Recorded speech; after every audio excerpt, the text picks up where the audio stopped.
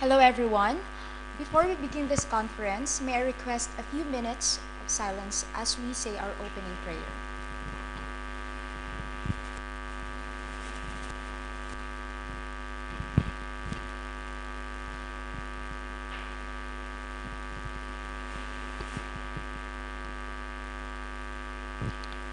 O glorious Apostle Saint Jude Thaddeus, true relative of Jesus and Mary, I salute you through the most sacred heart of Jesus.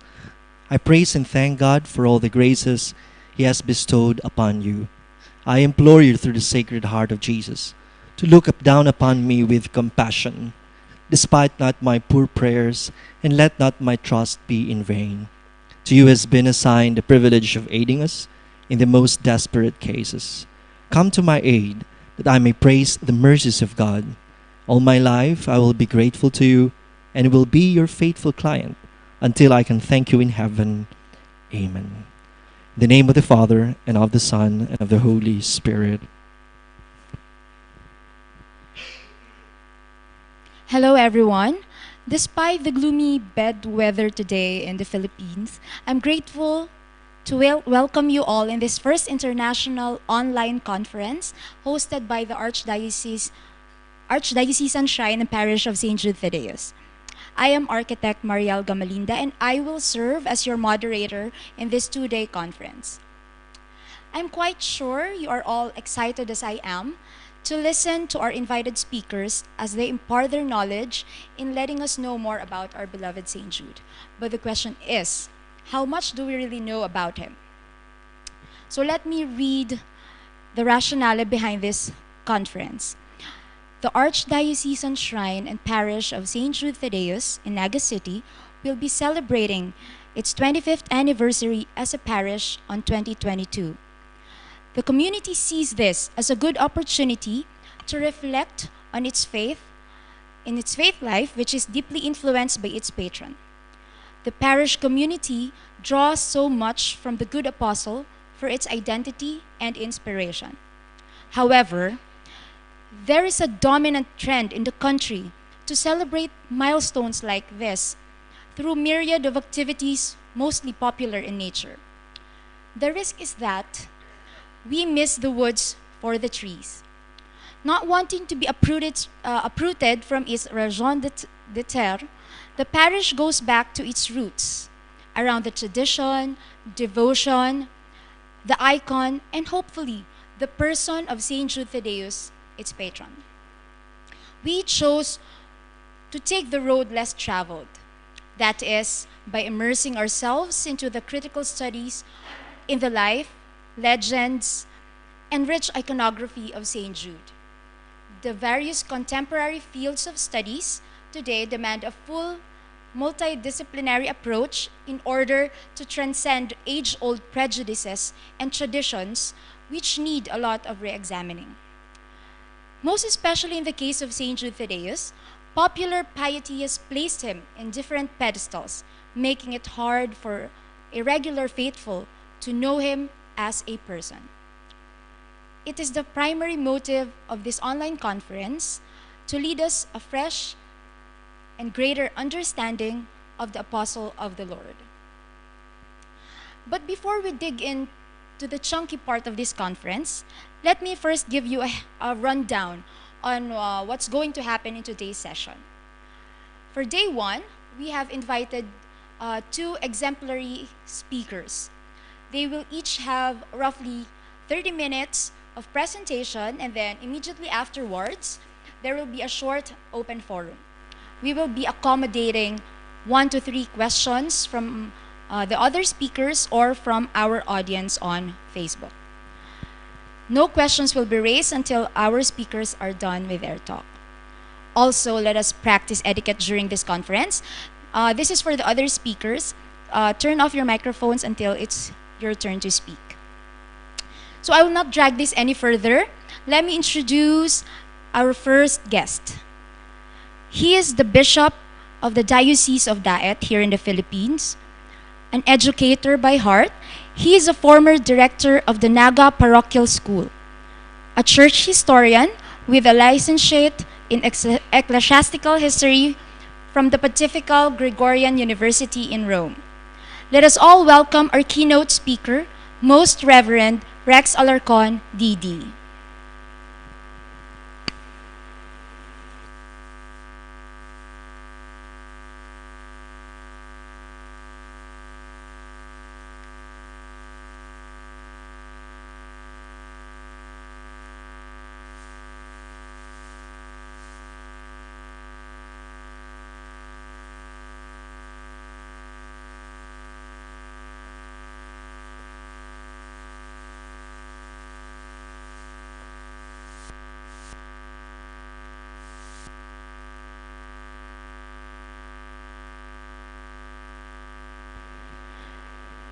Bishop Rex.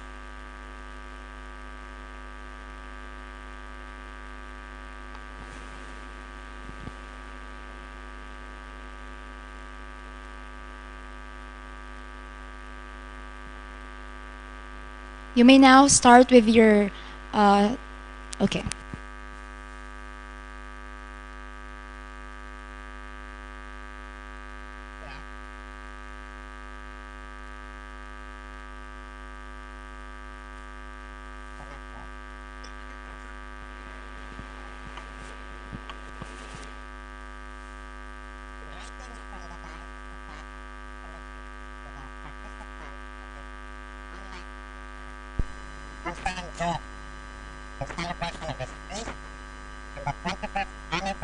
Of the parish and shrine of St. Jude Thaddeus in Naga City.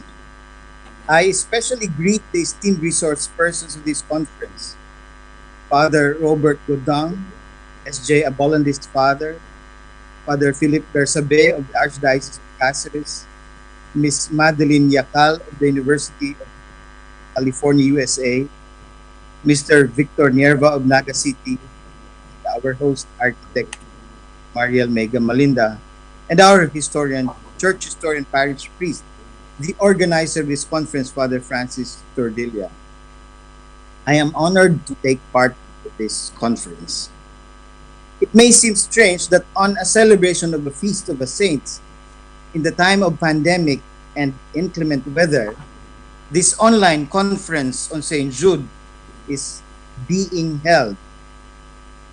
Besides, there are those who consider the endeavors in the field of history, archaeology, biblical studies, iconography as futile endeavors or a waste of time. We say the contrary, however. I remember one award-winning picture after the strongest typhoon Haiyan, known as Yolanda. Do you remember? Maybe you remember this picture of women holding images of the Nazareno and the Santo Niño immediately after the typhoon. And isn't it our custom to light a candle before the image of the Virgin or the patron saint in time of typhoon, emergency, or distress? In this time of pandemic, one of our greatest resource as food, money, and supplies are getting more limited and scarce is our faith, our devotion. Our faith and devotion lift our hearts, buoy our spirits, and provide us the courage to face the challenges of the current crises. Perhaps just hours before this, Father Francis and his team were praying to St. Jude, asking him for his intercession, so that this conference may push through. This conference, therefore, is a fitting celebration, or better, commemoration of St. Jude the Apostle. This evidently deviates from the usual celebration that is limited to the liturgy, parades, street dances, and table fellowship that is common in Filipino fiestas. I believe it is not simply the pandemic which brought about the shift, but the desire as professed to afford a fresh and greater understanding of the Apostle of the Lord. This conference, entitled St. Jude Thaddeus, Beyond Legends and Icons, I believe is an attempt to dig deeper to look beyond the explicit meaning of text, images, and artifacts towards greater knowledge and understanding and appreciation of St. Jude Thaddeus, his mission, his cult, and the different aspects of the devotion.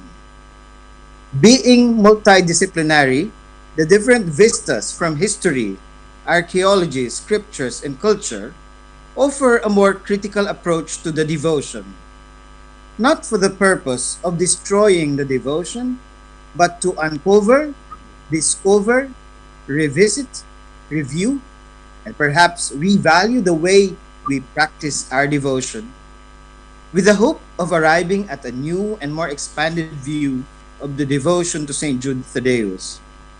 The attempt to revisit the person and the devotion to St. Jude is also part of our quest to understand aspects of our human predicament, namely our spiritual nature, our fundamental dispositions of faith and devotion, the role of religion and culture, the phenomenon of social constructs. The conference endeavors to explore how individual lives and cultures have been affected and touched by the devotion to St. Jude. The multidisciplinary characteristic of the conference is an advantage. Historians, and I believe practitioners in other fields, as archaeologists, Bible scholars, sociologists, anthropologists, are conscious of the fact that human events are complex. What totally happened is totally inaccessible to us, even for the participants of the event.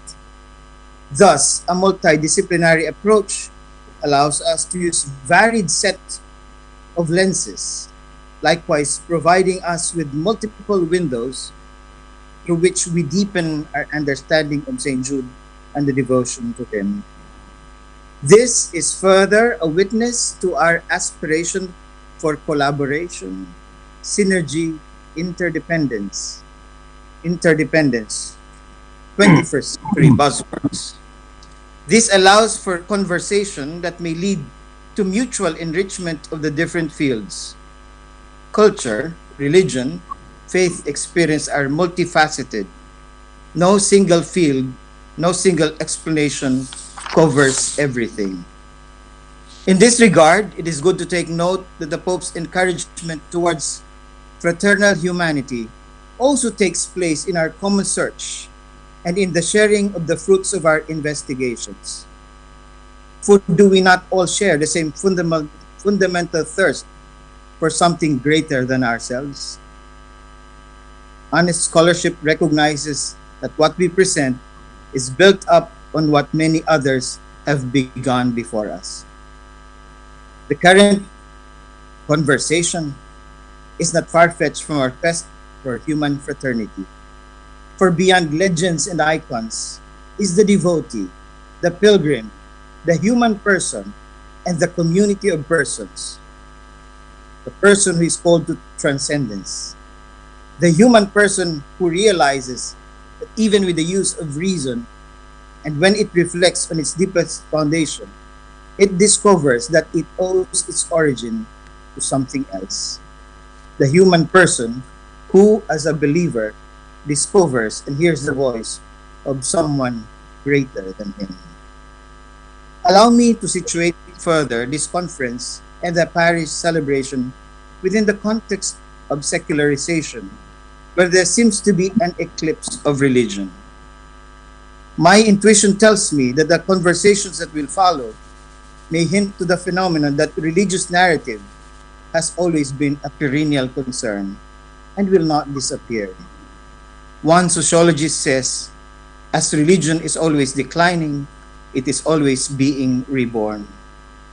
And even in the face of secular societies, a professed atheist philosopher says, the expectation that there will be continuing disagreement between faith and knowledge deserves to be called rational only when the secular knowledge too grants that religious convictions have an epistemological status that is not purely and simply irrational. Quoted from Habermas. In this effort to dig deeper, beyond legends and icons.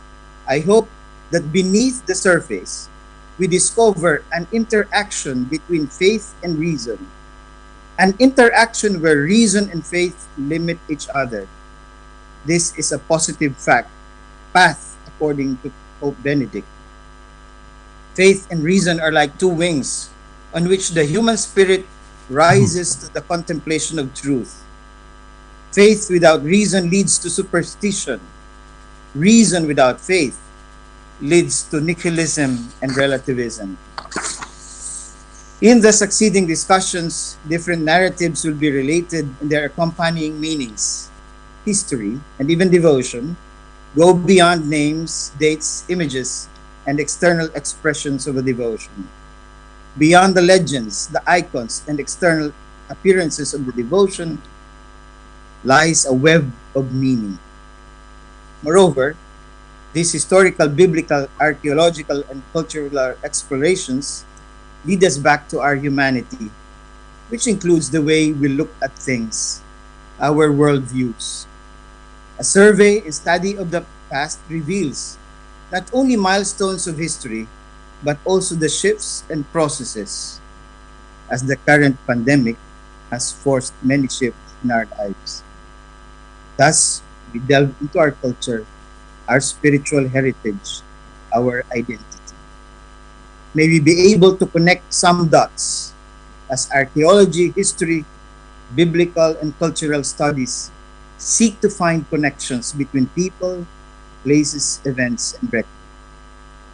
In the same way, this endeavor may also lead to questions that may demand further revisiting, taking another look at St. Jude and the aspects of his cult. For the quest of history, like others, to borrow from the words of the historian, is an argument without end.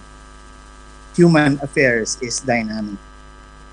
It is my prayer, as I thank and congratulate both organizers and presenters, that this endeavor will contribute to our faith life and devotion to St. Jude Thaddeus.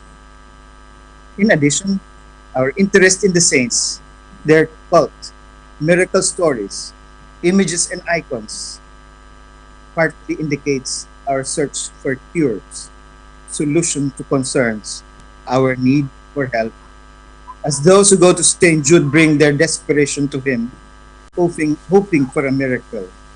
But when the miracle ceases, when miracles are elusive, we are prone to ask, what does this all mean?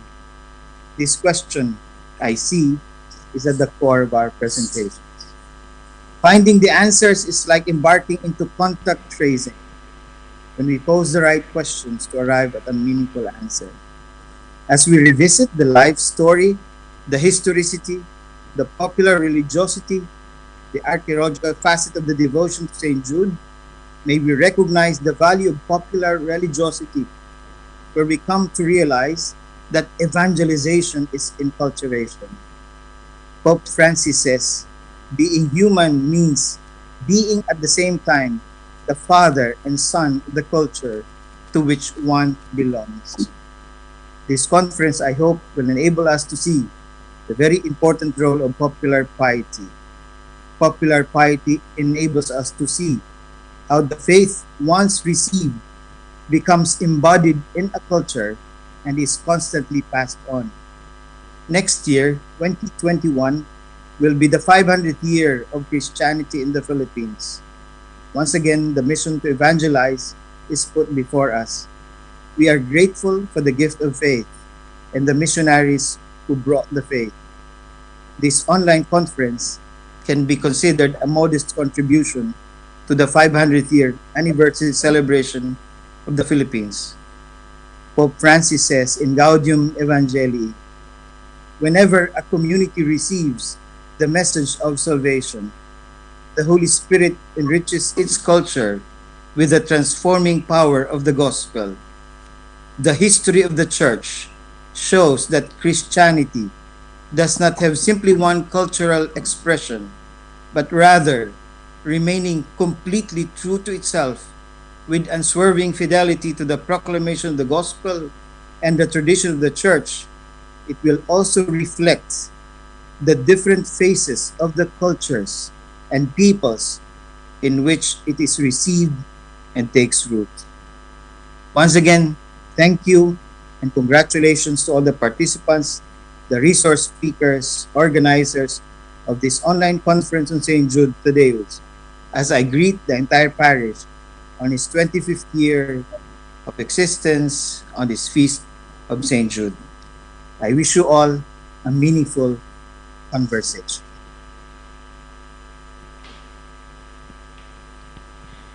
Thank you, Bishop Rex, for being with us this afternoon. Now, moving on, it is with great pleasure for me to introduce our first speaker because we are very fortunate to have him with us today. The director of the Société de Bollandistes in Brussels, Belgium. He is a historian and a specialist in Latin hagiography, mainly from late antiquity and the early Middle Ages, as well as the hagiography of Italy. He is responsible for the Latin sector of the research, and he also teaches hagiography in the Pontifical Gregorian University in Rome. To talk about historiography and historicity of St. Jude Thaddeus, let us all welcome and listen to Father Robert Gooding, S.J.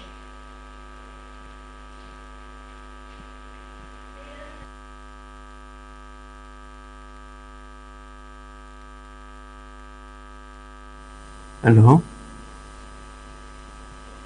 You're Hello? clear, Father. Yes, we can hear you.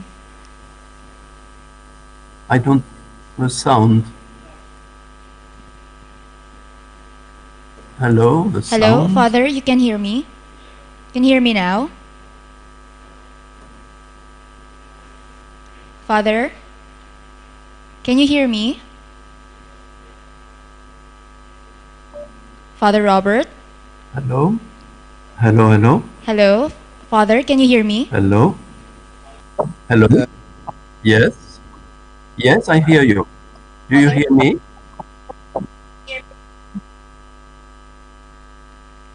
I'm ready. Okay.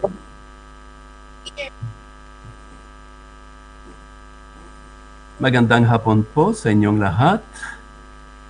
Hello, good afternoon from Brussels, from the seat of the Bollandist Society, a 400-year learned society dedicated to the study of the saints, of the lives of the saints. I'm happy to see that Typhoon Kinta kept you all alive and in good shape. And I'm really happy to join this conference at the kind invitation of Father Francis, remembering that a little more than 1 year ago, I was attending his installation as parish priest in that very church of St. Jude. So I can tell that your church is not unknown to me. And that's one more reason why I couldn't refuse the invitation of my ex-student in Rome. So my task today is to explore the figure of St. Jude historically. And I shall do it in 3 parts. First, I shall present what we know of certain about St. Jude. Who was really St. Jude? Second, we shall talk about the legend of St. Jude. And finally, I shall just ask briefly why St. Jude is the patron of hopeless causes. Now, you know that the historian cannot work without sources. So fundamental for us is the research of historical sources. What are the sources, the trustworthy sources about St. Jude? Well, unfortunately, the only trustworthy sources is the New Testament, the writings of the New Testament. So let us explore the writings of the New Testament. And first of all, we have, as you know, in the three synoptic Gospels, we have a list of the apostles. So, in Matthew 10:3 and Mark 3:18, we find in the list of the apostles the name Thaddeus, in Greek Thaddeus, and Matthew even offers a variant. In some manuscripts, this Thaddeus is called Lebbeus, Lebbaios. Then, in St. Luke, chapter 6, verse 16, we find the name Judas, son of James. Judas Jacobu. You cannot translate it in another way. It's Judas, son of James. And Luke repeats this in Act 1:13, where he gives us another list of the apostles gathered in the cenacle. So we find here Judas, son of James. Well, we have here already a little problem. This is in the case of Thaddeus Judas. This is the only case in the list where we have a different name given to an apostle. Why that? Well, we may think that probably very early in the church, there was some unease about the name Judas, the name Judas, because we call him Jude, but actually in Greek, the name is just Judas. It's the same name as Judas Iscariot, the traitor. So it was a bit problematic maybe to have a real apostle who was not a traitor to be called also Judas. And so maybe that's why Matthew and Mark preferred to use what was probably a second name of Judas, since many people are known by several names. And so this was a way to make the situation more easy. And as I was saying, we find the same phenomenon in our modern languages. Because why do we call this saint Jude and not Judas? It's just a convention, and because we don't like to call him Judas, because that's the name of the traitor. So we modified a little bit the name in English, and in French also. He's called Saint Jude. We make the distinction between Judas and Jude. But it's not the same in all languages. For example, in Italian, the name is the same as Judas, the traitor. Now, we have a second passage. So first passage, the list of the apostles. Second passage, Matthew chapter 13, verse 55, which is paralleled in Mark 6:3. It's the passage which mentions Jesus' brothers. So were those real brothers of Jesus? Were they cousins? I leave this open. But the people of Nazareth, after Jesus made miracles, asked this question: where did this man get this wisdom? Is not this the carpenter's son? Is not his mother called Mary? And are not his brothers James and Joseph and Simon and Judas? So we have here 4 brothers, among whom we find Jude and James. Who is this James? Well, this James is probably the one who is called the brother of the Lord in Acts. That is, the one who will become the chief of the first Christian community in Jerusalem. Some identified him also with the Apostle James the Minor, but this can be disputed. So now we ask, is this Jude, the cousin of Jesus, the same as Jude the Apostle?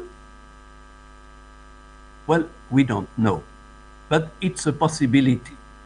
But then he would have a father called, his father would be called James, and he would have a brother called James, because Luke says this is Judas, son of James, and in Matthew and Mark we find those cousins, so James and Jude.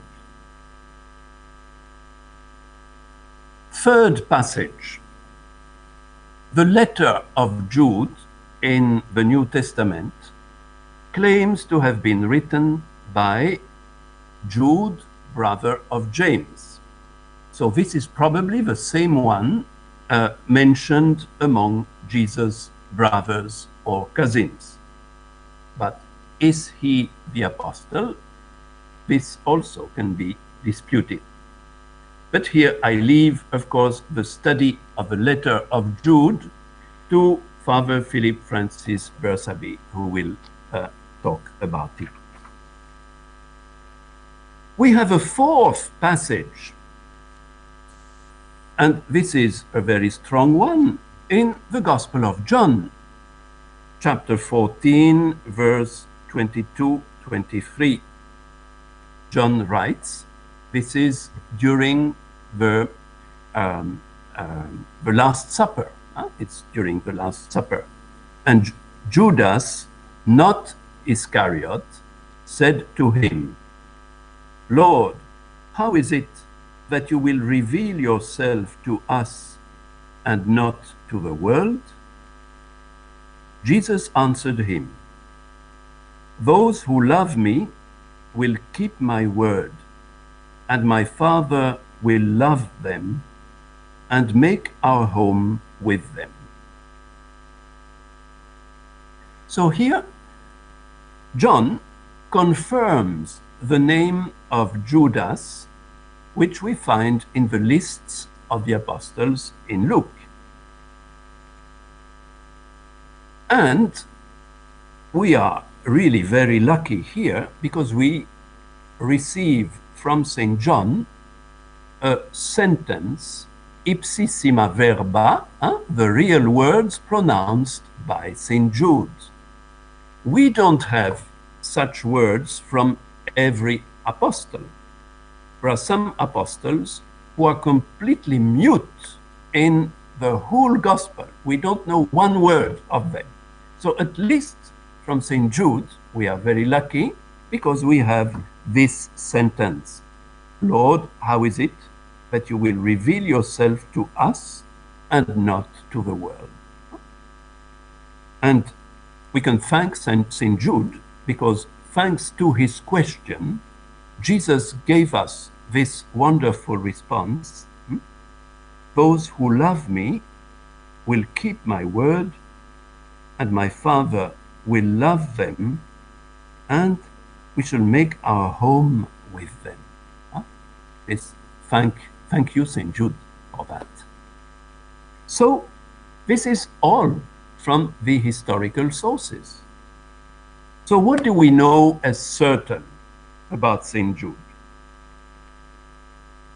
What is certain is that Judas, son of James, called also Thaddeus or Lebbeus, was one of the 12 apostles chosen by Jesus, who followed him during his whole public life, who was there at the Last Supper and asked a question to Jesus, and who was afterwards together with the apostles in the cenacle until the day of Pentecost.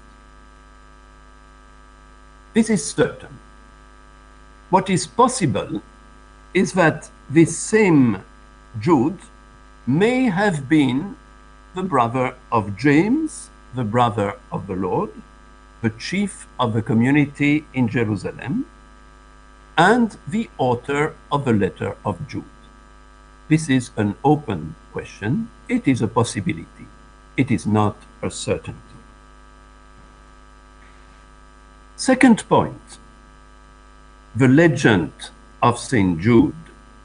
After having seen the historical trustworthy sources, we examine other sources which tell us what people imagined, told about St. Jude through history. Here we have various legendary traditions reported by the Church Fathers. We have also the famous apocryphal writings. These are Gospels, Acts of the various apostles, which were composed after the New Testament, during the following centuries, mostly to satisfy the curiosity of the Christian communities. Because, of course, the Christians were asking, so what happened to the Blessed Mother after the Pentecost? Where did she stay? Where did she die? How did it happen? And about each of the apostles, where did they go in mission? Where did they die? What was their martyrdom like? And so for St. Jude, those narratives are, unfortunately, they are like novels. So they have no historical value. But they tell us about maybe Christian communities of the time, about what they thought, about what they hoped.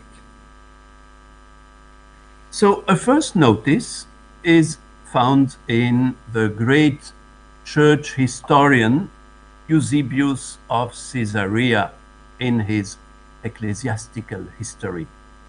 This is one of the main sources for the early church history, as you know. Eusebius was usually a very good historian. That is, he was looking for historical sources in the archive. And then, thanks to him, we own several important texts which he saved by copying them, by including them in his church history. Without him, we would have lost those texts. So Eusebius mentions this famous correspondence, exchange of letters between King Abgar of Edessa in Syria and Jesus. In short, the king was sick.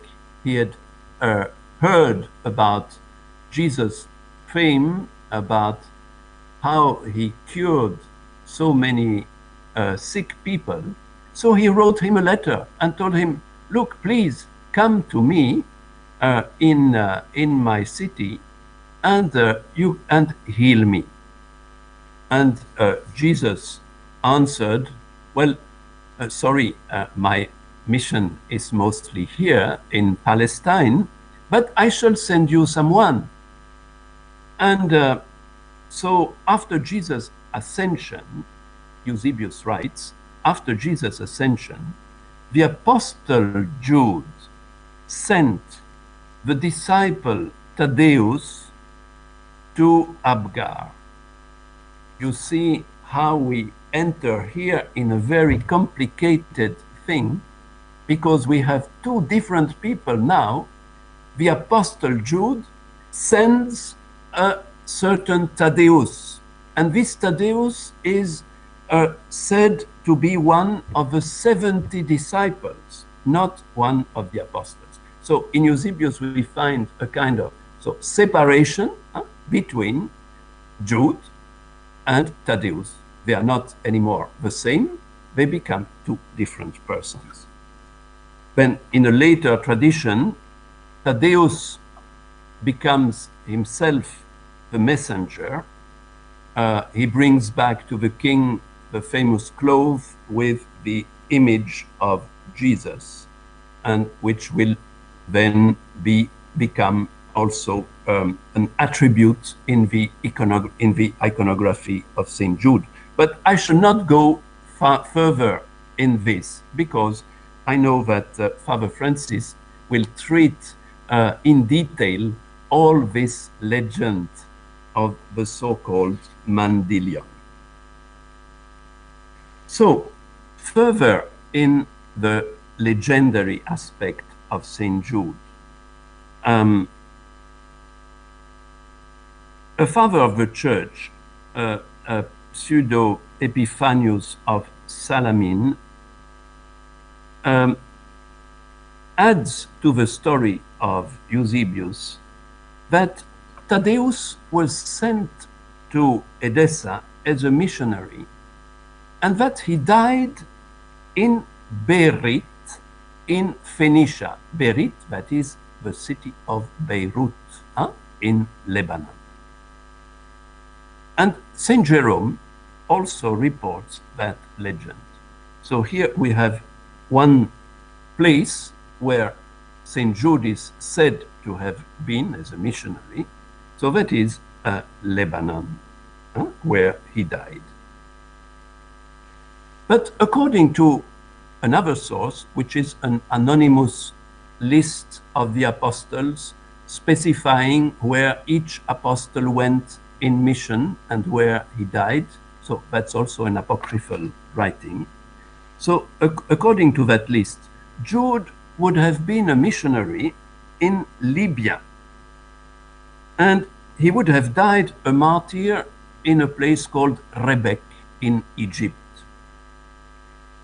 And according to another writer, Simeon Metaphrastes, Jude would have died pierced by arrows, a bit like Saint Sebastian, but he had not the same fortune in iconography as Saint Sebastian. Now, there is an anonymous passion also of Saint Simon and Jude, the two together. So they would have been missionaries together in Persia, so today's Iran. But you see, we are really circling all around, from Lebanon, Syria, Persia, Libya. But the place which will win in some way in the tradition is still another one, and that is Armenia. The strongest tradition about St. Jude is the Armenian one. Armenia was a kingdom which was not part of the Roman Empire, but it welcomed Christianity very early, and thus it became the first state, we can say, the first kingdom to become Christian outside the Roman Empire. We are here at the beginning of the 4th century. But so that church, which was aware of its glorious origin, so to be the first Christian kingdom, was looking for a prestigious founder. But some were taken already. Peter, Paul were unavailable. They were already taken by Rome. Andrew was in Constantinople. So they decided, let us take Saint Jude Thaddeus. And so they considered Thaddeus as the founder of their church. We have two important writings here. The Martyrdom of Thaddeus, written in Armenian. It's a text which was written in the 6th century. And that text presents Thaddeus as a super apostle, a kind of superman, almost a manifestation of Christ on earth. He performs all kinds of miracles, of healings. Jesus appears to him several times, and even Thaddeus himself in that text is at some point transfigurated like Jesus in front of the king. We have a second text in Greek, the so-called Acts of Thaddeus, which is a text following closely the New Testament. So what I want to say is it tells the history of Thaddeus, but using many expressions, sentences taken from the Gospels and from the New Testament. So this for the legendary tradition. You see, we are in a total uncertainty as far as the place of mission of Thaddeus is concerned, and what happened to him, how he died. Actually, there are many different possibilities. This is not something unique to Thaddeus Jude. It is the case for almost all the apostles, except we can say Peter and Paul, for whom there is some certainty that they finished their life in Rome, but for the other apostles, there is so much uncertainty. So the situation of Thaddeus is not at all unique in that way. But what is important to remember, probably, is I would really remember that Armenian tradition. I think it is meaningful that that prestigious Christianity, the prestigious Christian community in Armenia, the first Christian kingdom, chose St. Jude. That's a historical fact. If St. Jude went to Armenia, we don't know. But that the Armenians chose St. Jude is a very significant, meaningful fact, which gives St. Jude a certain status, a certain historical importance, because it means that for centuries, the Armenians considered him as their patron saint. And this is a historical fact. Compared with other apostles, also the iconography of St. Jude is not very stable, because since there is no fixed tradition about the way he was martyred. Traditionally, we consider that all the apostles died as martyrs, but so his attribute would be the weapon with which he was martyred. So sometimes he's represented with a sword, sometimes with an axe, sometimes with a halberd. So I don't know if in the shrine, in Naga shrine, is he represented with some weapon? We should examine that. Now, my last point, more briefly maybe, St. Jude as patron of hopeless causes. There are in some way two patrons of hopeless causes, as you know. There is Saint Rita. Why Saint Rita? Because she wanted to become a religious sister, and she wanted to enter a convent, but she could not, and the convent said no, and there was a big wall, a high wall around the convent. And so Saint Rita is said to have prayed intensely and then she would just have flown over the wall, and so she could enter the convent. That's why she's called a patroness of hopeless causes. It was hopeless to enter that convent, but she managed by flying to enter the convent. Of course, it's a nice legend. But why St. Jude? Well, I think the main reason is probably, as I said at the beginning, also I mentioned this, it's his name. His name is Judas. Well, to have the same name as Judas, the traitor who betrayed Jesus, is a hopeless cause, no? That's really a problem. Nobody wants to be called Judas after Judas Iscariot. That name has never been given anymore to any Christian. Nobody wants to be called Judas. The name has become an insult. You are a Judas.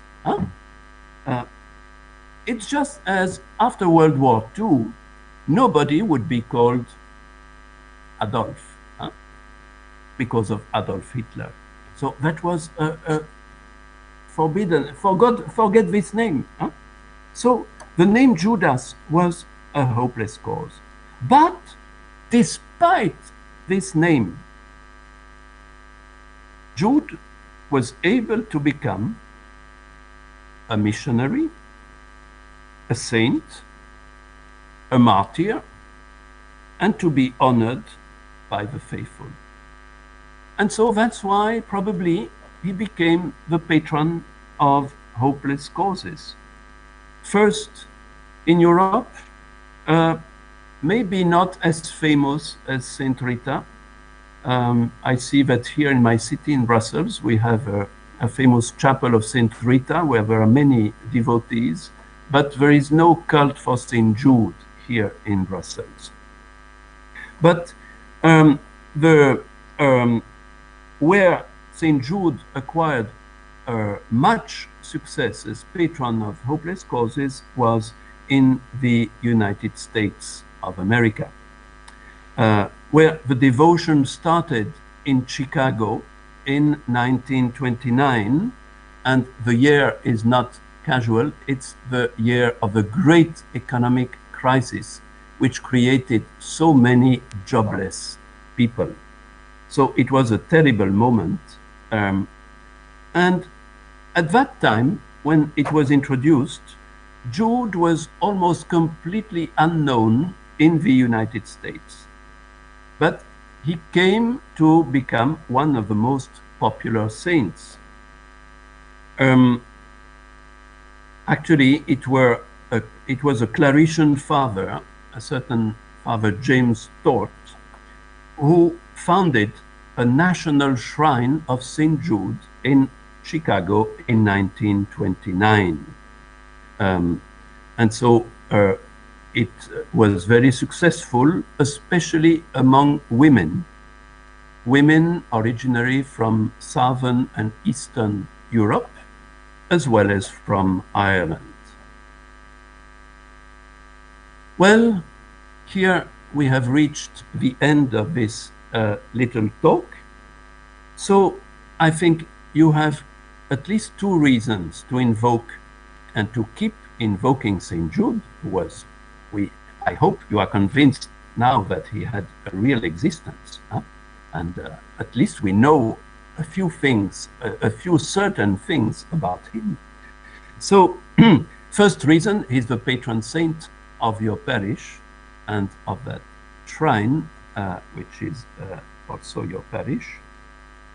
And then I'm sure hopeless causes are not lacking in our lives, especially in your region, battered by typhoons and also in this time of pandemic. So there are many reasons to keep invoking St. Jude. Well, I wish you a happy feast of St. Jude on Wednesday and a happy 25th anniversary of the shrine in Naga.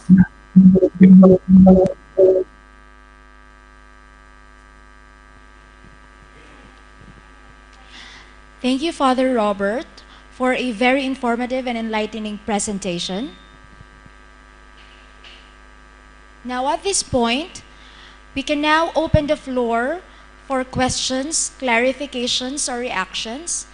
I'm sure Father Robert would be pleased to answer. So I don't think there are any questions from our Facebook page. But how about our speakers? You may just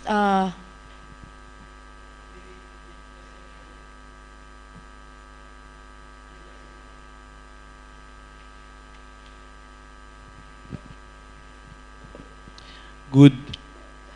Um, okay.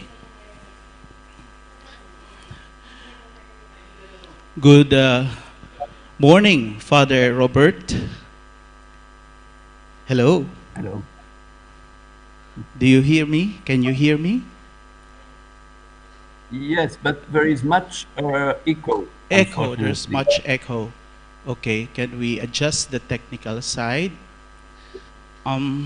Father Francis put so much pressure on you and on me because I will be the next speaker after you. But I would like to raise this question. I have two questions.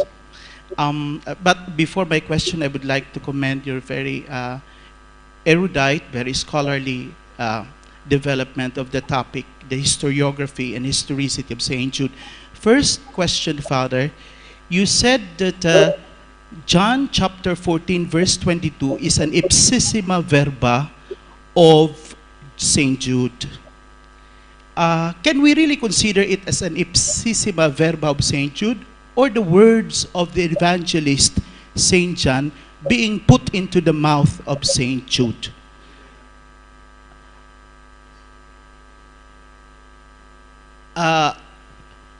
Did you get my first question, Father? Well, of course, from the point of view of an exegete, you are probably right. That is, Saint John builds his gospel, and there is something coming from him. But why would he just precisely mention Saint Jude, who is not mentioned anywhere else in the Gospels? It might really be related to a precise memory. Huh? Why is this question associated with just, he could have said the disciple whom Jesus loved asked him. Yeah. That would be much more normal. So why to introduce just Saint Jude, whom nobody thought about Saint Jude? He was the most forgotten one at the end of the table. And no, it's Saint Jude. So I think there is something real there. Yeah. Yeah. Thank you, Father. Yeah, it could have been St. John because it's the Gospel of St. John. He could have put himself there. But it was Jude Thaddeus. The second one is, it seems that the attribution of a patron of a hopeless case comes from a redemption of the name of Judas. It's as if St. Jude is redeeming the name of Judas and giving hope to a hopeless name. I just remember, is it also true with Pope John the 23rd, who chose the name of John the 23rd to redeem an anti-pope, a Pisan anti-pope during the Western Schism? Could it also be that he chose it because he wants to redeem this anti-pope in the 13th century? Is it a similar or analogy or parallelism when Angelo Giuseppe Angelo Roncalli chose the name John the 23rd?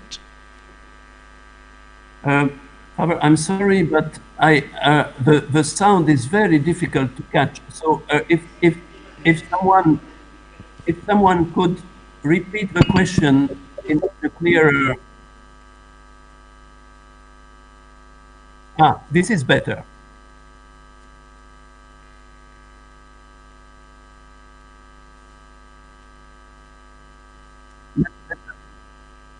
Yes, much better.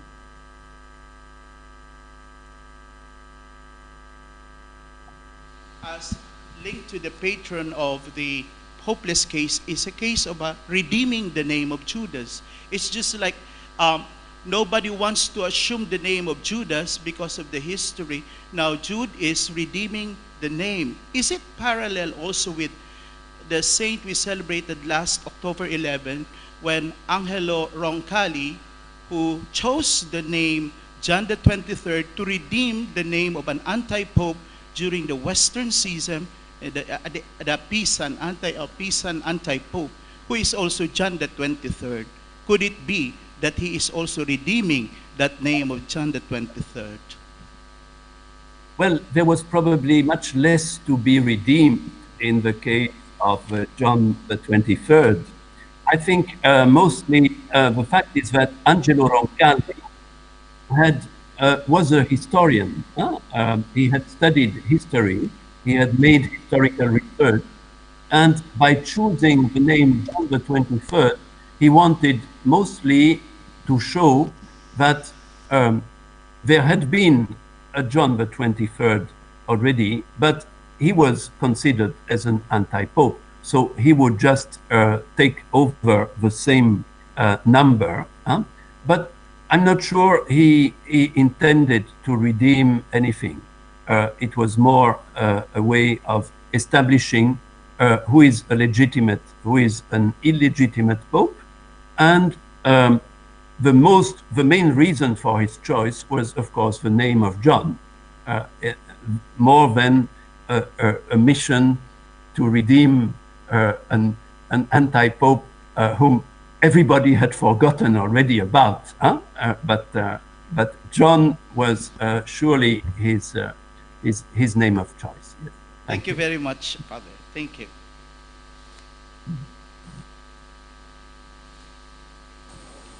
Father Robert. Sorry. Yeah.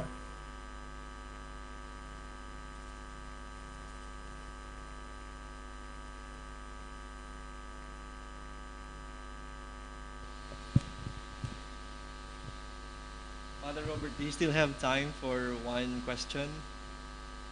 Yes, I still have a little time. Thank you. Okay. Just a quick question. Not much. I must leave in 5 minutes. I'll make a simpler question compared to that of Father Philip. And I think this is this is a more pastoral question since I'm now, as of the moment, a parish priest. I can see that there seems to be a parallelism between texts, historical sources, those written ones, and then with those of legends. May I kindly ask, what is the value of legends, most especially for us historians? Because I do believe, well, based on the little knowledge that I have about legends, they speak more of the reception of a particular event or a person, and it speaks more of the community. So in that sense, how can we make the most of legends, for example, in this case, for example, in St. Jude? Yeah, this is a much more difficult question in some way, Francis. I think there is no general answer to this, because there is legend and legend. Some legends are just they don't say much because they are created from other models, and but some other legends, as you say very correctly, are rooted in the life of a community, a community that worshipped that particular saint. And so it tells us about, yes, about the tradition, about the reception of a certain figure, the figure of your saint, in the Christian tradition of a community. This is precious. So, at least the knowledge of that legend uh, is should be cultivated, and probably some elements can be that's up to your discernment as both historian and pastor. Huh? Some elements can be uh, taken and maybe exploited in some pastoral way, but always explaining what exactly we are talking about. Huh? Not presenting as historical fact what is not a historical fact, but explaining that we are in that movement of tradition. Huh? And I think there are surely certain things to be received from that. Thank So you there is very still much much, work for you, actually. Father Robert. I think I'll take this opportunity now to thank you because I know you have another schedule, Yes, I must which be is also around now. pastoral in nature. Yes. So, Father Robert, thank you very much for your generosity of your time, your talent, and your skills. We are deeply uh, grateful here from the other end of the world for giving us your time, your expertise in this. I'm sure the parishioners, not only the parishioners of St. Jude Thaddeus, but the whole of the Archdiocese of Cáceres will be benefiting a lot from your talk this afternoon and morning on your part. Thank you so much, and I hope to see you Thank, soon. thank you so much. Thank you so much, Francis, and all of you. And I hope to be able to visit as soon as we shall be able again to move around and see each other really. Thank Happy you very feet. much, Father Robert. Bye. Thank you, Father Robert. Thank you. Thank you very much, Bishop. Once again, thank you, Father, for honoring us with your presence today. Moving on to our next speaker. He is the pastor and parish priest of Nuestra Señora de Katipanan in Paloyon, Nabua, Camarines Sur. He is also a biblical theologian, and he completed his studies at the Royal and Pontifical University of Santo Tomas in Metro Manila. Let us all give our warm welcome to Reverend Father Philip Francis Bersabe as he enlightens us with his talk, Is there really Jude in the epistle, or is there really an epistle by Jude?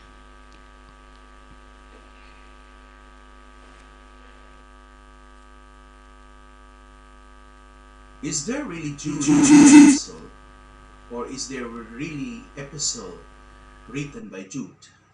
Is there really Jude in the epistle, or is there really epistle written by Jude? Let me read the abstract of my study, the challenge of continuity and discontinuity in the epistle of Jude. The continuity and discontinuity lies in the fact that it is named after the apostle Jude without being the apostle. The continuity and discontinuity lies in being accepted as canonical without being limited to its canonicity. Ultimately, the question to be resolved, can we read the Epistle of Jude as the first reading during the feast of St. Jude Thaddeus on October 28? At the outset, I would like to make a disclaimer. I am not a biblical exegete. I will not delve into the textual, literary, and historical critical analysis of the epistle. There are great biblical exegetes around the globe, and I have high regard for them. But as a biblical theologian, I do respect and hold with high regards the researches and studies of the biblical exegetes, and will rely on their studies and researches and cite them as I propose a theological analysis. I do hold on to the validity of the historico-critical method as a valid method and essential in establishing the literal sense of the scriptures.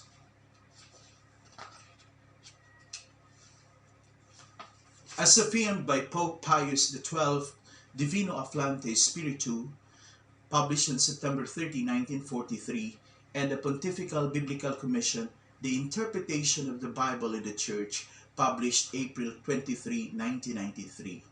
However, the historico-critical method is not all there is. It is the starting point, but not limited to it. There are other methods affirmed by the aforesaid document, except the fundamentalistic, literalistic, or prayer-critical understanding of the scripture. The problem of authorship. The epistle or letter of Jude is the shortest epistle in the New Testament, consisting of 1 chapter and 25 verses. Yes, a single chapter and 25 verses.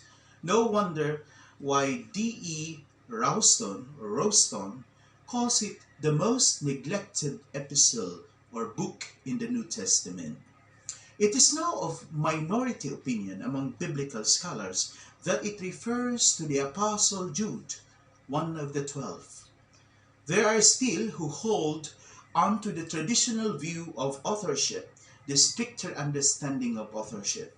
However, the majority opinion points to verse 1 of Jude, using the internal evidence and textual analysis as the epistle being attributed to Jude, a slave doulos to Yeso Christo, and a brother Adelphos of James. He is not to be identified as an apostle, found in Luke chapter 6 verse 16, Acts chapter 1 verse 13, and John chapter 14 verse 22. But certainly to the other Jude, named in the gospel among the relatives of Jesus. Yes, the majority opinion speaks of the relative of Jesus, found in Matthew chapter 13 verse 55 and Mark chapter 6 verse 3. Let me read and cite this text. Is he not the carpenter's son?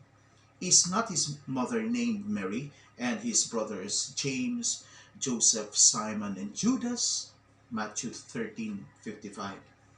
And is he not the carpenter, the son of Mary, and the brother of James and Joseph and Judas and Simon? Are not his sisters here with us? And they took offense at him. Mark chapter 6 verse 3. Take note of the striking difference. The earliest gospel emphasizes the prominence of Mary rather than Joseph and mention his sisters. And the mention of his sisters make the Gospel of Mark more sympathetic to women than Matthew. It points to a very different community as recipients. The former, more of the Gentile converts. The latter, referring to Matthew, more of Judeo-Gentile converts. This is just a side issue. Nothing else is known of this Jude, the relative of Jesus, and the apparent need to identify him by reference to his better-known brother indicates that he was rather an obscure figure in the early church. That is why, to put a stamp of authority and significance and acceptability to the Christian community as the conventional practice of the early church, to attribute pseudonymously to the Apostle James. But I have some difficulties here, and this is what I call the crux interpretum. Why would the majority of scholars still identify it to a relative of Jesus? Why not directly to the Apostle James? Pseudonymous writings or attribution pose no difficulties to the early Christians in terms of reception or acceptability. But what about the contemporary minds? How much leeway do we give to the ancients to attribute inspired writings pseudonymously? What if one day we discover archeologically through external evidence. This will be the talk tomorrow by Madeline. Or what if one day, through external evidence, we discover that the writer of the Epistle of Jude is a heterodox or a member of the Gnostic sect, for example? What is its implication to inspiration and canonicity? These are just hypothetical questions which even some would consider moot and academic. Before leaving the problem of authorship, I would like to raise an observation. In verse 1 of Jude, remember it's the shortest epistle, one chapter only, but 25 verses. When Jude introduced himself as a slave of Jesus Christ before a brother of James, I see an order of importance here. He is a doulos, a slave, before an adelphos. Brother, what do we mean by that? To be a doulos means an authorized, faithful agent of Jesus in the likes of Moses, Deuteronomy chapter 34 verse 5, David, 2 Samuel 7 verses 5 to 29, Paul, Philippians chapter 1 verse 1, and Peter, 2 Peter chapter 1 verse 1. And even Jesus himself called himself a slave in the hymn of the kenotic hymn of St. Paul in Philippians chapter 2 verses 6 to 11. Perhaps this is a neglected aspect here. For Jude, it is more important to be a faithful agent or steward than to be a brother or even to be an apostle. It's my own hermeneutic here. You may disagree or you may agree. Until now, we wrestle with the elusive identity of St. Jude Thaddeus, but for sure, he is an apostle. But if we want to connect him with the epistle of Jude, or establish the significance and relevance of the text and the person we are venerating on October 28, we need to stress the doulos, St. Jude Thaddeus, a slave of Jesus Christ, brother of James, and one of the 12. My question is, will the parishioners of Father Francis Turdilia, Father Joven Abanio, and Father Rico Eclar, all their parishes named after St. Jude Thaddeus, accept that he is slave of Jesus Christ more than an apostle? Isn't it more realistic and authentic to accept that he is a slave than an apostle? Closer to the historical first century Jude, more human, more demythologized than idealized. Now we go to the problem of the composition and date and context. The obvious purpose based on the internal evidence is that Jude is responding to a specific crisis, generally considered a general episode of a relatively late date. This is the opinion again of the majority of scholars. C. F. Viz, the Epistle of Jude in the History of Heresiology, Essays on Nag Hammadi Text. It is an attack against false teachers, particularly perhaps representing some form of Gnosticism, as referring to the psychics or worldly people. Let me read verse 19 of Jude. These are the people who divide you, who follow mere natural instincts and do not have the Spirit, unquote. But a Dutch biblical scholar, F. Vies, cautions us that the stark generality of the Epistle of Jude prevents us from reconstructing heresy, lest we be guilty of overstretching or over-interpreting. Even in the text itself, the use of the general term hotoi, which means these people, are referring to false teachers, speaks of such generality. So this is the opinion of Pierre Raymond, that hotoi is a general reference, not a specific reference. These people. So the parallelism of the substance and content between Jude and 2 Peter speaks a lot. There is a literary relationship or dependence between Jude verses 4 to 16 and 2 Peter chapter 2 verses 1 to 18. There is no evidence that both authors borrowed from the same source. It is usually supposed that one of them borrowed from the other.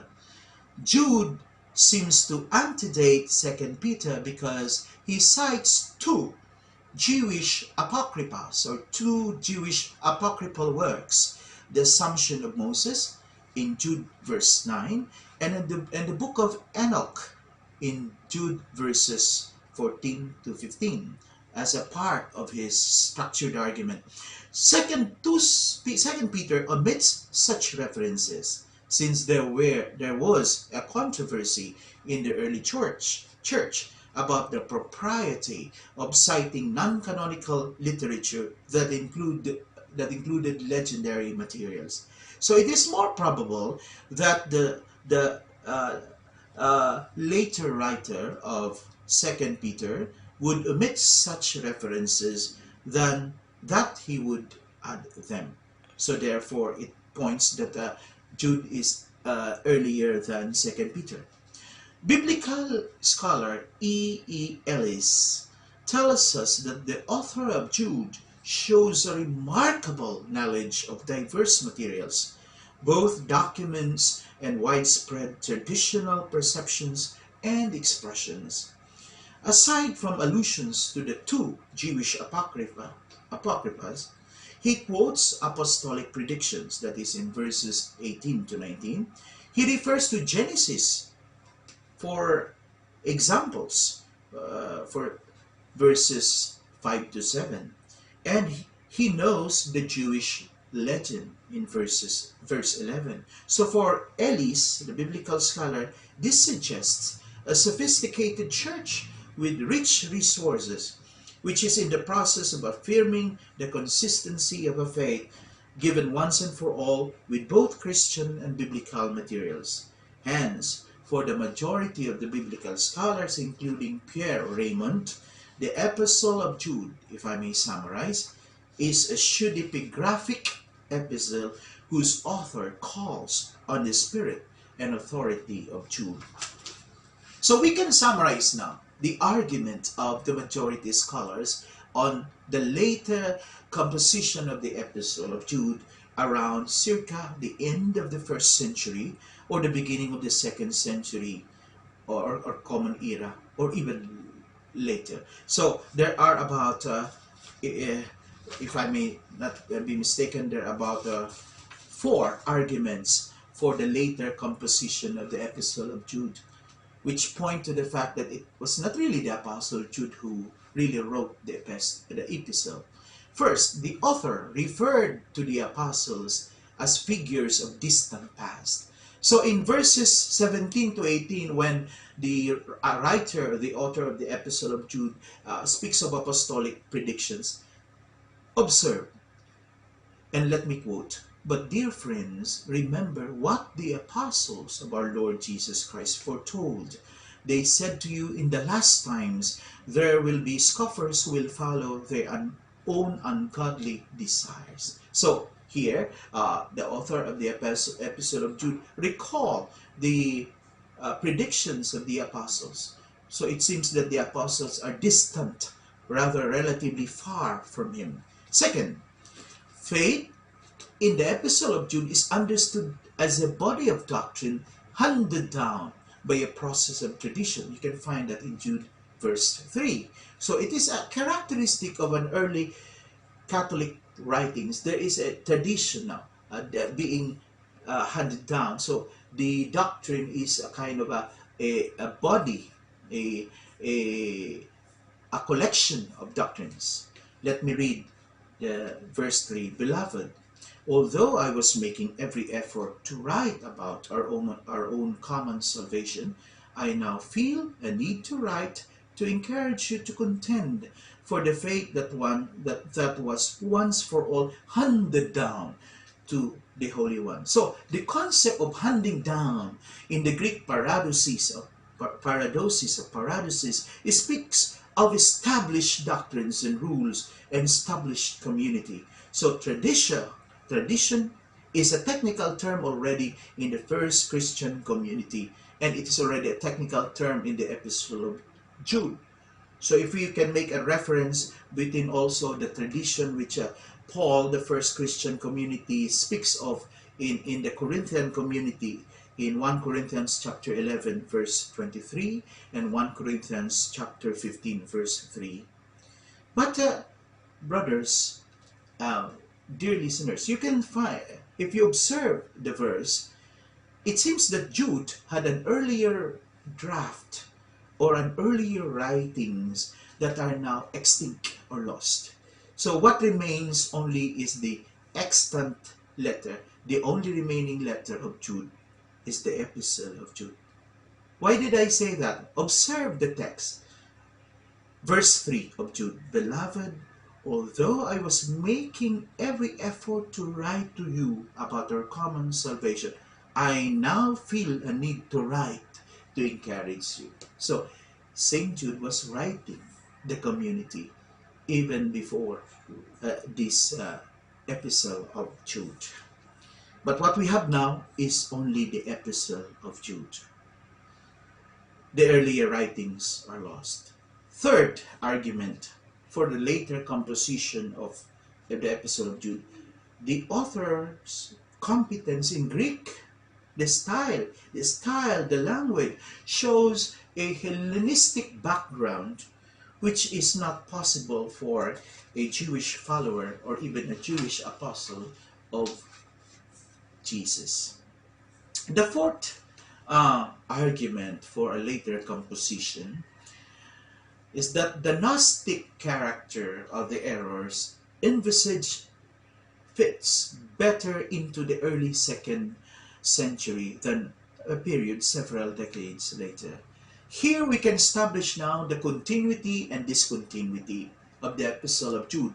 On continuity, by the mere fact that the author cites Genesis, Cain, Moses, Korah, sinners being punished in the Old Testament, the story of Balaam in Numbers, the two Jewish apocrypha, particularly one Enoch, chapter 1 verse 9, in Jude verses 14 to 15, and the assumption of Moses, this would be chapter 67 verse 49 in Jude verse 9, citing them almost like a canonically accepted scriptures.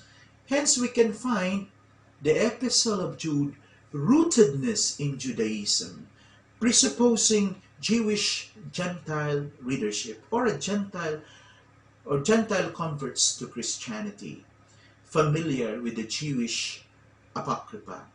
At the same time, the epistle is being rooted in the apostolic tradition by being the source and the basis of 2 Peter chapter 2 of verses 1 to 18. So we can see, look, if you make a comparison and contrast between verses 4 to 16 of Jude and 2 Peter chapter 2 verses 1 to 18, you will see that out of the 25 verses of Jude, 13 verses of that is borrowed or is the basis of 2 Peter. So 13 out of 25. So being rooted in Judaism, including Jewish apocrypha, and being rooted in the apostolic church speaks of a canonicity. And I would say it's very bold and daring on the part of the author or writer of the epistle. Very bold and daring citation of two Jewish apocrypha at the time when there was intense and heated debate and controversy on the acceptability of such refers to me as going beyond canonicity, being canonical without being limited by it. So the first Christians community are assimilating Jewish texts, not even canonical Jewish texts, but apocryphal texts. This speaks a lot for me. So the author of the epistle of Jude deserves our commendation. We have to give a clap to the writer and author of the epistle of Jude. because he is expanding the notion of inspiration and canonicity and opens the possibility of dialogue in the future, such as the acceptability of the deuterocanonicals and even the apocryphal. Remember, for us Catholics, Christians, we also revere apocrypha. We have Christian apocrypha like the Proto-Evangelium Jacobi, the proto or the first gospel of James. Uh, we by the Jews. Remember the tradition of Saint Joachim and Saint Anne, the parents of Mama Mary, is borrowed from is taken from this Christian apocrypha. So, uh, can we also say that if the first Christian community in the Epistle of Jude cited the two Jewish apocrypha, can we also hope in the future that Jews will also cite deuterocanonicals? Is there a reason to hope that one day the Jews, in the spirit of interreligious dialogue, would accept and read also deuterocanonicals found in the Septuagint or Alexandrian canon? Not just the Masoretic text or the Hebrew text or the Hebrew canon. So I think I am hoping too much. But the author of the Epistle of Jude sets an example for dialogue. We have one also, a Jewish, a Catholic, but he was converted to the Jewish religion, um, who also now a liberal Jew who is also sympathetic to the Deuterocanonicals. His name is Geza Vermes. So even Jesus himself, did Jesus really use the Alexandrian canon or the Septuagint? Yes, he quoted the Septuagint, but at least he gave an Aramaic equivalent of that Septuagint. But he never quoted, of course, he never quoted from the Apocrypha, but for sure he used the Septuagint, the longer version, the Alexandrian canon. So the majority of scholars argue for the later composition. Although minority scholars, including the American biblical scholar Luke Timothy Johnson, opines that the arguments for the late composition is not entirely compelling and does not rule out the possibility of composition around 80 to 100 AD, when the historical Jude may still have been alive. So, going back to the title of this paper, is there really Jude in the epistle, or is there really epistle by Jude? We can now confidently respond in the affirmative whether it is the Apostle Jude, or a relative of Jesus, or a first or second century obscure person invoking pseudonymity, or a slave of Jesus Christ, which I personally prefer, referring to Jude.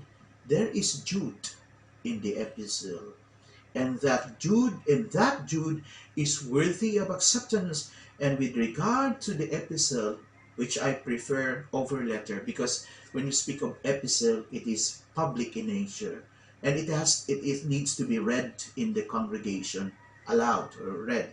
Letter is private and personal. So I also respond to the affirmative that there is an epistle written by Jude. There is really an epistle as it exists in the New Testament canon. So at this point, we cannot be charged of the fallacy of begging the question as we consider beforehand the opinion of the biblical scholars.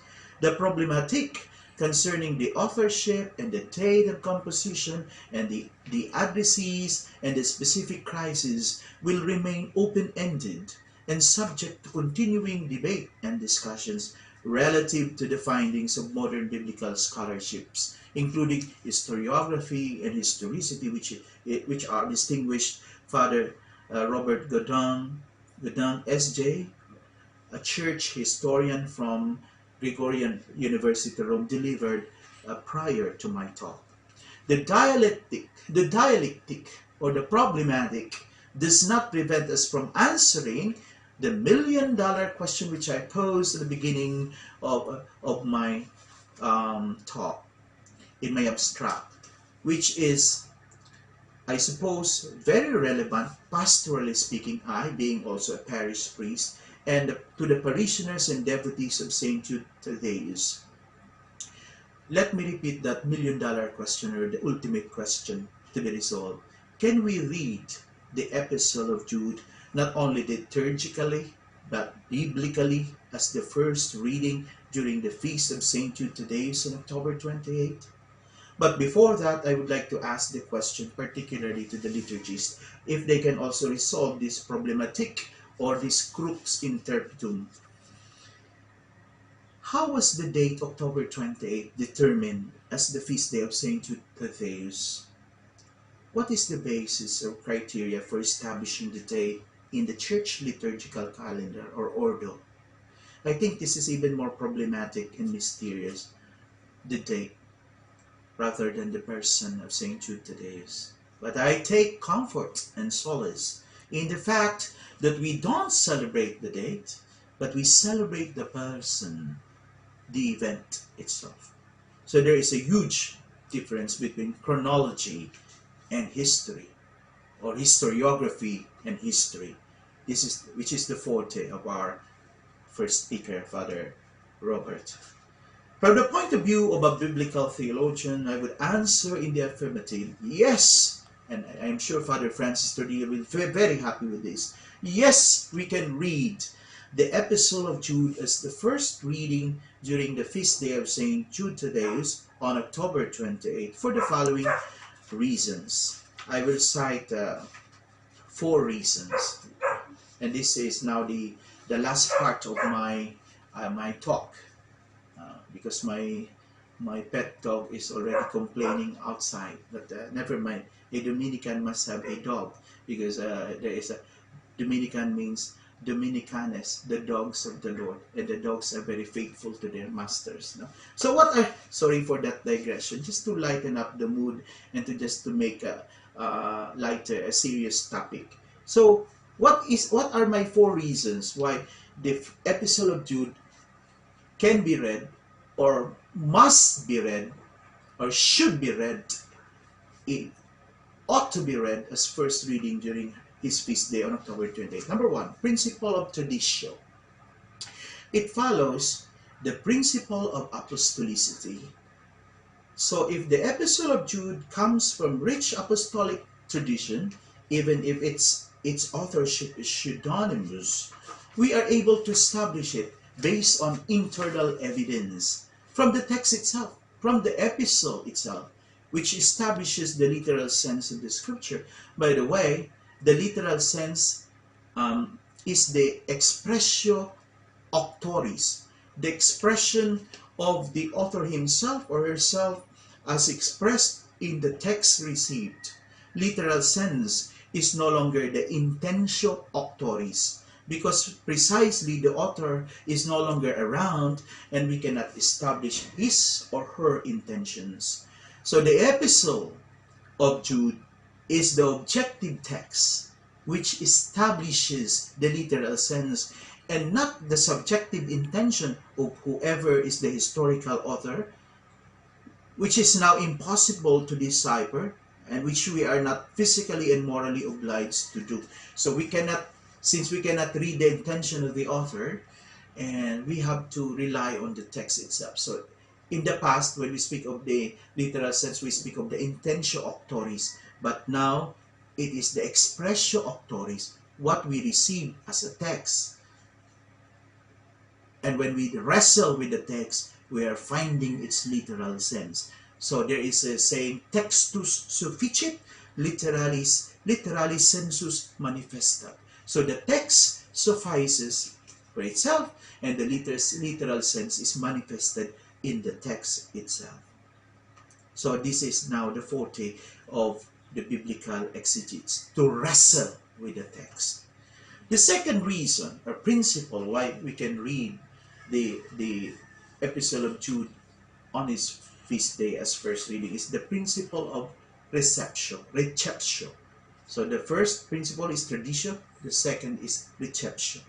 The Epistle of Jude was accepted in the New Testament canon.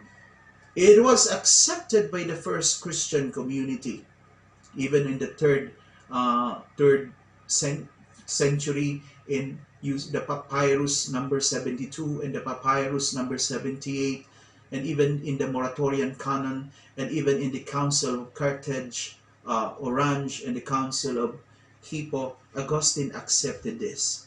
But even if even Saint Jerome wrestled with this text and don't want to accept it, he still translated it in the Latin Vulgate. Hence, when the Council of Trent dogmatically defined it, hence its inspiration and canonicity is guaranteed. Hence, if it is biblically and dogmatically accepted, why can't we not accept the epistle liturgically? Unfortunately, in the readings of the feast of Saint Jude Thaddeus in the present lectionary, the epistle of Jude is not considered as the first reading. I hope I'm wrong. Let me check later the lectionary. And for sure, Father Francis, the Tordilla, the parish priest, will consider the epistle of Jude as first reading for the forthcoming fiesta, October 28. If the first Christian community accepted it and read it loudly in the assembly by the nature of being an epistle, why can't we read it loudly today, on October 28th, for the 21st Christian community and devotees of St. Jude Thaddeus? Third principle, since according to F. V's and Pierre Raymond, it's difficult to establish Gnosticism as the specific crisis or the specific target audience, the Gnostics, we can read the epistle of Jude for our contemporary faithful, not as a polemic against Gnosticism of the 1st and 2nd century, but we can read the epistle of Jude as an ethical discourse, an ethical remedy or treatise to bad behavior and scandals, which is not limited to the 1st century, but to the present times. So I call this third principle the principle of ethical appropriation. This is the view of Luke Timothy Johnson, although there is an indication that the epistle was opposing false teachings or heresy, but it is more of practical treatise, an attack against immorality and scandal, like disrupting agape or community love feasts and carousing in Jude verse 12, divisive behavior in verse 19, immoral traits in verse 7, sexually immoral and greedy in verses 11 to 16, slander in verse 15, living for their own desires in verse 16, living on the natural plane devoid of the Spirit in verse 19, perverting the grace or the charis of God's into licentiousness in verses 4 and 8. Jude concerns about translating the grace of God into consistent moral behavior is the problem of the first community, Christian community. This is also the problem of the community of Paul in the 1 Corinthians when he wrestled to address the problem of incest, fornication, and prostitution, which is a form of idolatry in the first Christian community. And even the very first New Testament epistle or written by Paul, which is older than the Gospel of Mark, the first letter to the or epistle to the Thessalonians speaks of sexual immoralities and the need for the sanctification as the will of God. So in the first letter of Paul to the Thessalonians, said, this is the will of God for you, your sanctification, your holiness. After making the comparison and contrast by enumerating the traits of sinners in Jude verses 16 to 19 and the traits of the saints in Jude verses 20 to 23, Jude launches two lines of defense. First, by attacking the immoral people through the preaching divine retribution and justice, and second, by edifying his readers, by building up to keep the faith alive. Jude, the writer of the epistle of Jude, make a play on the Greek word to keep, from the Greek tereo, terrain, he said, these immoral people fail to keep, use the word keep, terrain, to keep their place, but the saints are to keep themselves in the love of God, who in turn able to keep them from stumbling. So you can read that in verses 1, 6, 13, and 21. So why can't we not apply the message of the Epistle of Jude today when it is more significantly needed than it was before? Why can't we not keep terrain, the Epistle of Jude in our readings, the first reading during his fiesta? And finally, this is the final message of the Epistle of Jude. Behind me is the image of the Divine Mercy promoted by Saint Pope John Paul II, and whose feast day we celebrated last October 22, and Saint Faustina Kowalska, the Divine Mercy. In fact, the final message of the Epistle of Jude is about eleos. That's not elos, but eleos, which is mercy, the Greek word for mercy, which is more relevant today because Pope Francis' battle cry, catchword, slogan is mercy, misericordia, eleos in Greek, mercy. And that is the battle cry and the epistle of Jude also. In chapter, verse, and in the verse 22. And what does verse 22 says? And let me quote because I will end my talk on verse 22 of Jude. And I quote, on those who waver, have mercy. Save others by snatching them out of the fire. On others, have mercy with fear, abhorring even the outer garment stained by the flesh. Mercy for those who have fallen. Mercy for the sinners and the reprobate. Mercy. The saints are not only the recipients, but the sinners and the lost. Hence, it doesn't make the epistle passé or thing of the past, but a very relevant and timely epistle. It ends with a positive note, mercy. So it is an epistle of mercy. And the writer and author of Jude ends with a very relevant topic today. Amen. Today. So I will end my talk in this at this point. Thank you very much, and thank you for the listeners.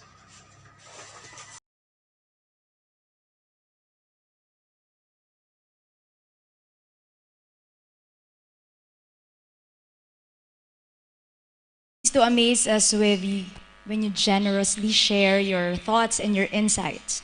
So at this point, we are now once again open for reactions and questions for Father Philip. I think I have one question from Archbishop Raleigh. This was asked by Brother Carlo through the Archbishop. Okay, please ask Father Philip, why make an issue of Jude being doulos first and apostle second? Can he not be both at the same time and degree? An apostle sent is a servant or slave of Jesus who was sent by the Father as servant or slave doing the will of the Father. Christians by baptism are both disciples, apostles, slaves, servants. They are also because of Jesus who gives them these identities. Okay, so thank you very much, Brother Carlo, for the question, and also Archbishop Raleigh for the participation. It's not more about the issue, but being faithful to the text. As scholars or as students of the Bible, we are focusing on the literal sense of the text. And the epistle of Jude starts with that. he said that he is, in verse 1, he is the slave of Jesus Christ, the brother of James, and the apostle. Good. Your view is more inclusive. You include all. And there is no problem with that because perhaps that is the reality, more inclusive rather than exclusive. But the text itself, which is now we are trying to determine the literal sense, not the intention of the author, but the text that we receive, makes the slave of Christ the first item in the text, in verse 1 of Jude. So, studying the text faithfully, because we cannot jumble the order, the doulos comes first before the adelphos, which is the brother, and even the apostolos, which Father Robert Godang in the first talk established the historical Jude, or the member of the 12, is also can be the author of the epistle of Jude. So I would say that I am also limited by the text, but not so limited that we can theologize with the text after respecting what is the literal sense of the text. But I agree with you. I accept that it can be the inclusive, embracing all, as you have mentioned, the reasons. But I can only start with the text written in Jude, especially verse 1. Thank you. I hope I have answered your question. Thank you, Father Philip. Now, I think Father Francis has also prepared a question for Father Philip. Father, if you may.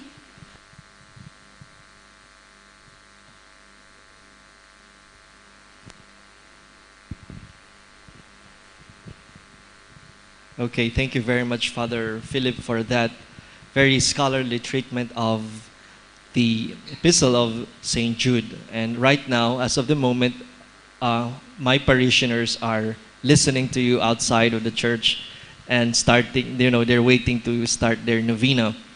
But first thing is, what's the name of that dog that keeps on barking while you were talking? That's Dobby. That's a Labrador. A Labrador. Labrador.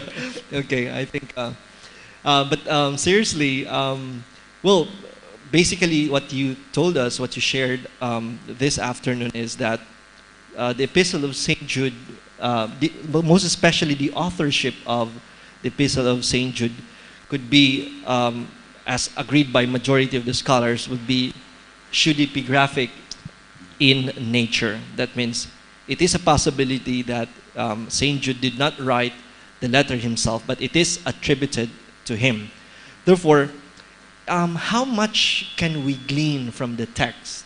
Because I've heard you talk a while ago that in the spirit of Jude, although that that smells a little bit essentialist in discourse, but how much can we glean from the epistle of Jude regarding, for example, any information about the apostle himself? Is it possible?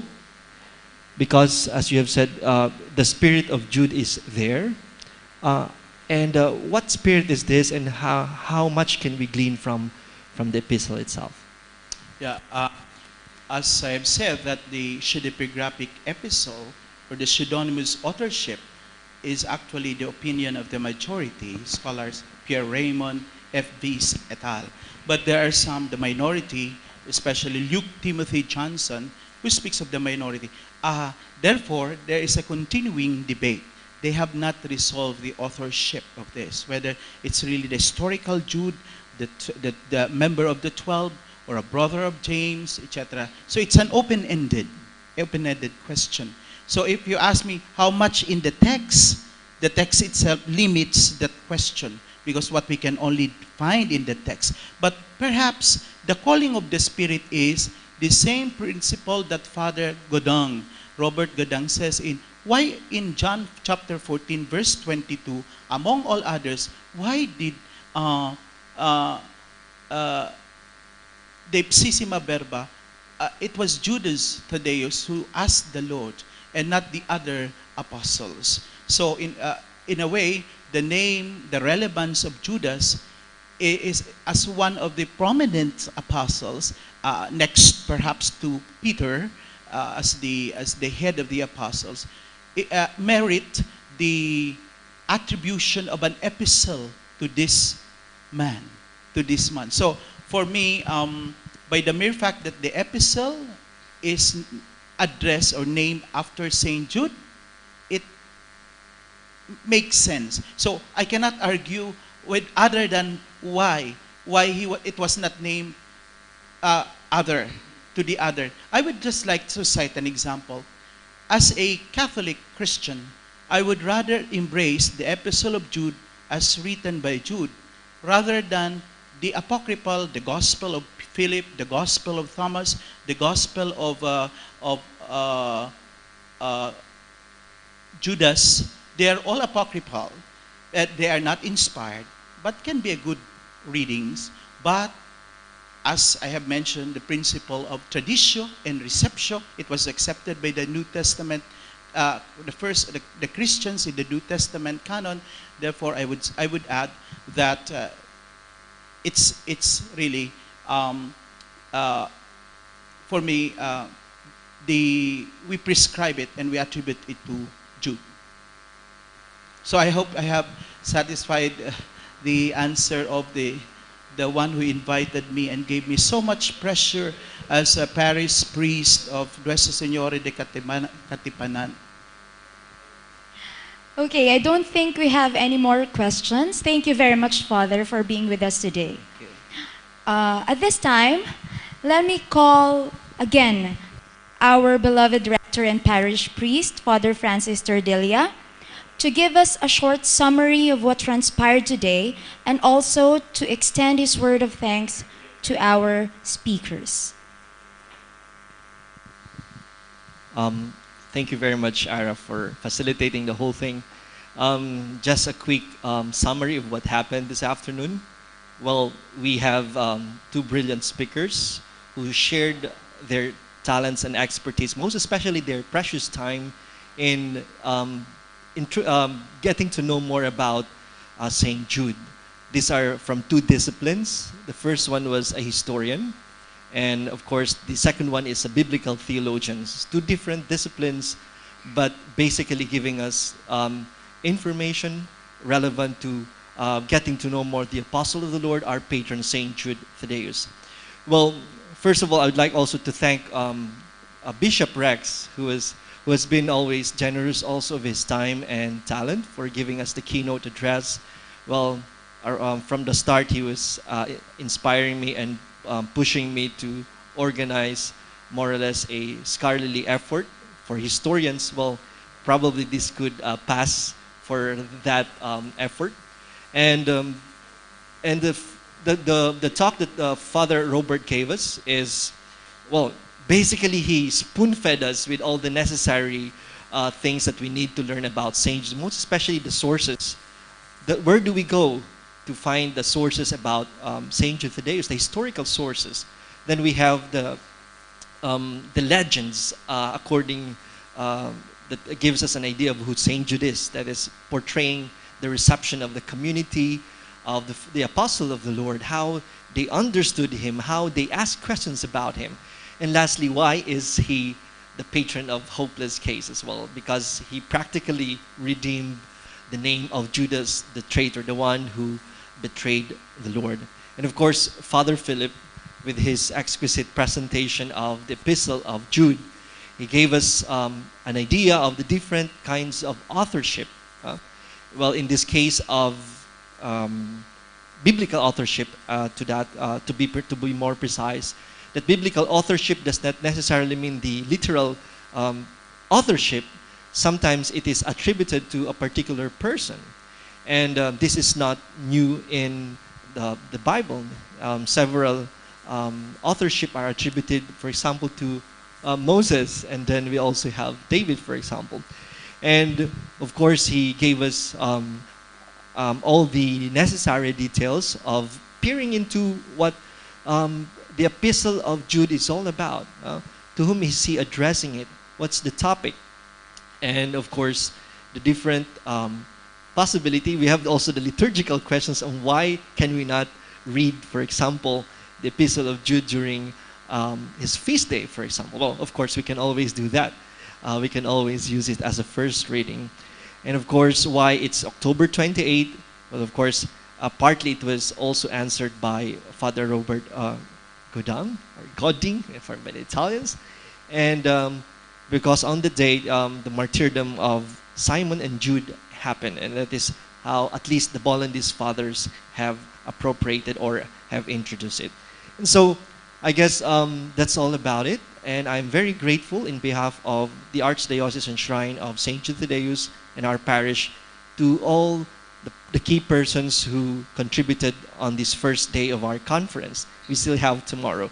So first to Bishop Rex Alarcon for giving the keynote address, to Father Robert Kudam, my friend and professor in hagiography. Thank you so much for being with us. And of course, Father Philip, who is of course a close collaborator, not only in this conference, but other program like Rakdag, and of course being celebrant in the different celebrations of the Mass here in our parish. And of course, thank you to our moderator, to Architect Mariel May Gamalinda, who is always generous also of her time and talent, and of course for facilitating the whole thing. And of course, the CCCOM of Cáceres. How can I forget them, for making it possible, for giving us the technical assistance. Of course, this is headed by Dadoy, and with his, of course, ever faithful wife and ever supportive wife, Carrie, and of course, Christopher, who is here with us. Thank you so much, and for all those of you who participated and watched this, thank you so much. I hope to see you more of you tomorrow in the second day of our conference. Well, ladies and gentlemen, that wraps up our day one of this two-day international online conference. Thank you everyone for joining us today, and I hope to see you all again tomorrow. Thank you and good evening.